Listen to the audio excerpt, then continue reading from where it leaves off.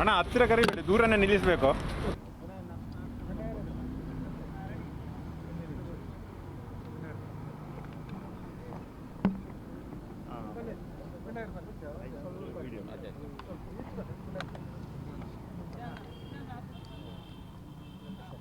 ಈಗ ಈ ಒಂದು ವಿದ್ಯಾಸಂಸ್ಥೆ ಬಹಳ ವರ್ಷಗಳಿಂದ ಇದ್ದಂಥ ವಿದ್ಯಾಸಂಸ್ಥೆ ಒಂದು ಘಟನೆಯ ಬಗ್ಗೆ ಒಂದು ವಿಷಯಗಳು, ಆರೋಪಗಳು ಬಂದು ದೊಡ್ಡ ಪ್ರಚಾರ ಆಗಿದೆ. ಆ ಸತ್ಯಾಸತ್ಯತೆಯ ವಿಮರ್ಶೆ ಬಹುಶಃ ನಾವು ಮಾಡಬೇಕಾದ್ರೆ, ಯಾಕೆಂತ ಹೇಳಿದ್ರೆ ನಮ್ಮ ದಕ್ಷಿಣ ಕನ್ನಡ ಜಿಲ್ಲೆ ಒಂದು ಮತೀಯ ಸಾಮರಸ್ಯಕ್ಕೆ ತೊಡಕಾಗಿರ್ತಕ್ಕಂಥ ವಾತಾವರಣ ಬಂದಿರತಕ್ಕಂಥದ್ದು ನಮ್ಮ ಕಳಂಕ ಇದೆ. ನಮ್ಮ ಆಶೆ ಇನ್ನೂ ಕೂಡ ಸಮಾಜದಲ್ಲಿ ಸಾಮಾಜಿಕ ಸಾಮರಸ್ಯ ಉಳಿಬೇಕು ಅನ್ನುವಂಥ ನಮ್ಮ ದೃಷ್ಟಿ. ಇವತ್ತು ಬಂದಿರತಕ್ಕಂಥದ್ದು ನಾವು ಅದನ್ನು ಉಳಿಸಬೇಕು ಅಂತೇಳಿ ಕೆಲವರು ಪ್ರಚೋದನೆ ಮಾಡ್ತಕ್ಕಂಥದ್ದು ಇರ್ಬೋದು, ಏನಾದರೂ ಸಮಸ್ಯೆ ಬಂದರೆ. ಆದರೆ ನಾವು ಆ ಕೂಟದಲ್ಲಿ ನಾವಿಲ್ಲ. ಒಂದು ಸುಂದರ ಸಮಾಜ ನಿರ್ಮಾಣದ ಹೊಣೆಗಾರಿಕೆಯಲ್ಲಿ ಬಹುಶಃ ಒಪ್ಪು ತಪ್ಪುಗಳ ವಿಮರ್ಶೆ ಕೂಡ ಆಗಬೇಕಾಗಿದೆ. ನಾವು ಸಂಬಂಧಪಟ್ಟ ಇವತ್ತು ಸಂಸ್ಥೆಯ ಮುಖ್ಯಸ್ಥರನ್ನು ಕರೆದು ಅವರ ಅಭಿಪ್ರಾಯವನ್ನು ತಗೊಂಡಿದ್ದೇವೆ. ಅದೇ ರೀತಿಯಲ್ಲಿ ನಾವು ಜನರ ಅಭಿಪ್ರಾಯ ಕೂಡ ಬೇಕಾಗಿದೆ. ಅದಕ್ಕೆ ನಾವು ಸರ್ಕಾರಕ್ಕೆ ನಾವೊಂದು ಮನವಿಯನ್ನು ಕೊಡಲಿಕ್ಕಿದ್ದೇವೆ. ಒಂದು ಸತ್ಯ ಶೋಧನಾ ಸಮಿತಿಯನ್ನು ಮಾಡಬೇಕು. ಇಲಾಖೆಯಲ್ಲಿ ಕೆಲವು ಅಧಿಕಾರಿಗಳು ಇಟ್ಕೊಂಡು ಏನು ನಡೆದಿದೆ ಅನ್ನುವಂಥದ್ದು. ಯಾಕೆ ಅಂತ ಹೇಳಿದ್ರೆ ಇದನ್ನು ಒಂದು ಘರ್ಷಣೆಗೆ ಕಾರಣ ಆಗುವಂಥ ರೀತಿ ಆಗಬಾರ್ದು. ಇದು ಇವತ್ತು ನಿನ್ನೆ ಆಗಿದೆ, ಕೆಲವಾರು ಏನೋ ನಿರ್ಣಯಗಳು ಆಗಿರ್ಬೋದು. ಆದರೆ ಈ ಮುಂದಿನ ದಿವಸಗಳಲ್ಲಿ ಇದು ಯಾವ ಹಂತಕ್ಕೆ ಮುಟ್ಟಬಹುದು ಅಂತ ಹೇಳುವಂಥದ್ದು ನಾವು ಹೇಳಲಿಕ್ಕಾಗುತ್ತೆ. ಆದ್ದರಿಂದಾಗಿ ನಮಗೆ ಬೇಕಾಗಿರ್ತಕ್ಕಂಥದ್ದು ಈ ಜಿಲ್ಲೆಯ ಸಾಮಾಜಿಕ ಸಾಮರಸ್ಯ.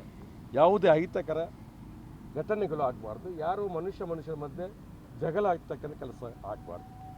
ಮುಖ್ಯವಾಗಿ ಇಲ್ಲಿ ಶಿಕ್ಷಣ ಇಲಾಖೆ ಮುಖ್ಯವಾಗಿ ಇವತ್ತು ಆಡಳಿತ ಮಂಡಳಿ, ಇವತ್ತು ಕ್ರೈಸ್ತ ಆಡಳಿತ ಮಂಡಳಿ ಇದೆ, ಇಲಾಖೆ ಅವರು ಕೂಡ ಮೊದಲು ಜವಾಬ್ದಾರರಾಗ್ತಾರೆ. ಏನು ಸಮಸ್ಯೆಯನ್ನು ಉದ್ಭವ ಆಗುವಾಗ ಅದನ್ನು ಸರಿಪಡಿಸಬೇಕಾದ ಜವಾಬ್ದಾರಿ ಶಿಕ್ಷಣ ಇಲಾಖೆಯದು ಇದೆ. ಅಲ್ಲಿ ಕೂಡ ಅದು ಯಾಕೆ ಅದು ಅದನ್ನು ಅದು ಸರಿ ಮಾಡಲಿಕ್ಕೆ ಆಗಿಲ್ಲ ಅನ್ನುವಂಥದ್ದು ಕೂಡ ಒಂದು ವಿಮರ್ಶೆ ಆಗಬೇಕಾಗಿದೆ.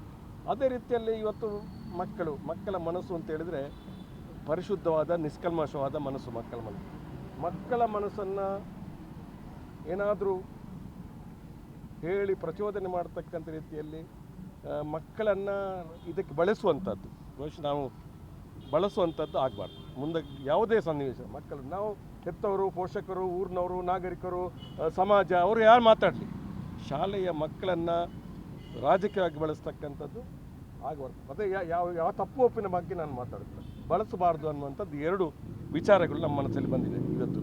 ಇದರ ಬಗ್ಗೆ ಬಹುಶಃ ಯಾರು ಇದಕ್ಕೆ ಈ ಇಲಾಖೆಗೆ ಸಂಬಂಧಪಟ್ಟಾಗಿ ನಮ್ಮ ಸರ್ಕಾರದ ಕಡೆಯಿಂದ ಒಂದು ತನಿಖೆ ಆಗಿ ಅದಕ್ಕೆ ಒಂದು ಕ್ರಮ ಆಗಬೇಕು ಅನ್ನುವಂಥದ್ದು ಅದರಿಂದಾಗಿ ನಾವು ಇದರ ಬಗ್ಗೆ ಮುಂದಕ್ಕೆ ಏನನ್ನು ಮಾತಾಡಲಿಕ್ಕೆ ಹೋಗೋದಿಲ್ಲ. ಇದು ಪ್ರೈಮರಿ ಹಂತದಲ್ಲಿ ಇದೆ. ಇದು ಯಾವುದೇ ಉಲ್ಬಣಸ್ಥಿತಿಗೆ ಹೋಗದಂತೆ ನೋಡಿಕೊಳ್ಳುವಂಥ ಒಂದು ಪ್ರಾಥಮಿಕ ಒಂದು ಉದ್ದೇಶದಿಂದ ಒಂದು ಪ್ರಾಥಮಿಕ ಶಿಕ್ಷೆ ಆಗಬೇಕು ಅನ್ನುವಂಥ ದೃಷ್ಟಿಯಲ್ಲಿ ನಾವು ಬಂದಿದ್ದೀವಿ. ಯಾಕೆ ಗಲಾಟೆ ಆಗಬಾರ್ದು ಅಂತೇಳಿ ನೀವು ಎಷ್ಟು ಅರ್ಥ ಮಾಡಿಕೊಂಡ್ರಿ, ಗಲಾಟೆ ಆಗಬಾರ್ದು ಅನ್ನೋದು. ಆದ್ದರಿಂದಾಗಿ ಈ ದೃಷ್ಟಿಯಲ್ಲಿ ನಾವು ಮುಂದಕ್ಕೆ ನಮ್ಮ ಈ ಯಾವ ರೀತಿಯಲ್ಲಿ ಇದನ್ನು ಒಂದು ಸಾಮರಸ್ಯ ಭಾವೈಕ್ಯತೆಯಲ್ಲಿ ಇದನ್ನು ಮುಗಿಸ್ಲಿಕ್ಕೆ ಆಗುತ್ತೆ ಅನ್ನೋದು. ಯಾಕೆ ಅಂತ ಹೇಳಿದ್ರೆ ಒಂದು 60 ವರ್ಷದ ಹಿಂದೆ ಇರತಕ್ಕಂಥ ಇಲ್ಲಿವರೆಗೆ ಇದು ನಡ್ಕೊಂಡು ಬಂತು. ಇವತ್ತು ಏನಾಗಿದೆ ಅದರ ಬಗ್ಗೆ ನಾವು ವಿಮರ್ಶೆ ಮಾಡ್ತೀವಿ. ಯಾರು ಮಾಡಬೇಕು ಅಂತ ಇಲಾಖೆಯಿಂದ ಸರ್ಕಾರದ ಲೆವೆಲಲ್ಲಿ ಹಾಗೆ ಶಿಕ್ಷಣ ಇಲಾಖೆ ಮೊದಲಾಗಿ ಶಿಕ್ಷಣ ಇಲಾಖೆ ಅಂತ ಇದೆ. ಇದು ಆಡಳಿತ ಮಂಡಳಿ ಅಲ್ಲ, ರೈತ ಆಡಳಿತ ಮಂಡಳಿ ಅವರಿದ್ದಾರೆ. ಆದರೆ ಶಿಕ್ಷಣ ಒಂದು ಸ್ವತಂತ್ರವಾದಂಥ ತನಿಖೆ ಆಗಬೇಕು. ಈ ಪ್ರೆಸೆಂಟ್ ಎನ್ಕ್ವೈರಿ ಆಗೋದಿಲ್ವಾ ಅದರಲ್ಲಿ? ಈಗೇನು ಎನ್ಕ್ವೈರಿ ಮಾಡ್ತಾ ಇದ್ದಾರಲ್ಲ ಅದರಿಂದ ಆಗಲ್ವಾ? ನೋಡಿ, ಎನ್ಕ್ವೈರಿ ಅಂತ ಹೇಳಿದ್ರೆ ಇವು ಅಧಿಕಾರಿಗಳು ಮೊದಲು ಬಂದು ಇಲ್ಲಿ ಬರಬೇಕಾಗಿತ್ತು, ಅವ್ರು ಮಾತಾಡಬೇಕಾಗಿಲ್ಲ. ಇದು ಎಲ್ಲ ಉಲ್ಬಣಸ್ಥಿತಿಗೆ ಬಂದ ಮೇಲೆ ಅವ್ರು ಬಂದು ಏನು ಮಾಡೋದು?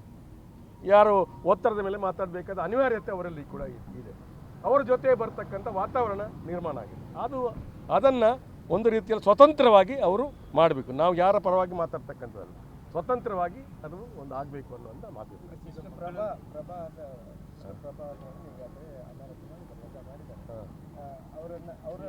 ಅದು ಗೊತ್ತಿಲ್ಲ. ನಾವು ಆರೋಪಗಳು ಯಾವ ರೀತಿ ಅದು ಆರೋಪ ಮಾಡುವವರು ಮಾಡಿದ್ದಾರೆ, ಆದರೂ ಏನು ಸತ್ಯಾಸತ್ಯತೆ ವಿಮರ್ಶೆ ಆದಮೇಲೆ ನಾವು ಅದರ ಬಗ್ಗೆ ಮಾತಾಡ್ತೀವಿ. ಈಗ ಮಕ್ಕಳೇ ಹೇಳಿಕೊಂಡಿದ್ದಾರೆ ಈ ರೀತಿ ಎಲ್ಲ ಮಾಡಿದ್ದಾರೆ ಅಂತ. ನೋಡಿ, ಮಕ್ಕಳನ್ನು ಬಳಸ್ತಕ್ಕಂಥದ್ದು ನಾನು ಕೆಲವು ಸಾರಿ ನಾವು ಅದನ್ನೇ ಹೇಳ್ತಿರೋದು, ಮಕ್ಕಳನ್ನು ರಾಜಕೀಯಕ್ಕೆ ಬಳಸ್ತಕ್ಕಂಥದ್ದು ಮಾಡಬಾರ್ದು. ಅದು ಏನು ಅಂತೇಳಿ ನಾನು ಅದು ಯಾವ ರೀತಿಯಲ್ಲಿ ಮಾತಾಡಿಸಿದ್ದಾರೆ ಅದು ಮುಖ್ಯ ಅಲ್ಲ. ಅದು ಹೇಗೆ ಅಂತೇಳಿ ಅದು ವಿಮರ್ಶೆ ಆಗಬೇಕು, ತನಿಖೆ ಆಗಬೇಕು.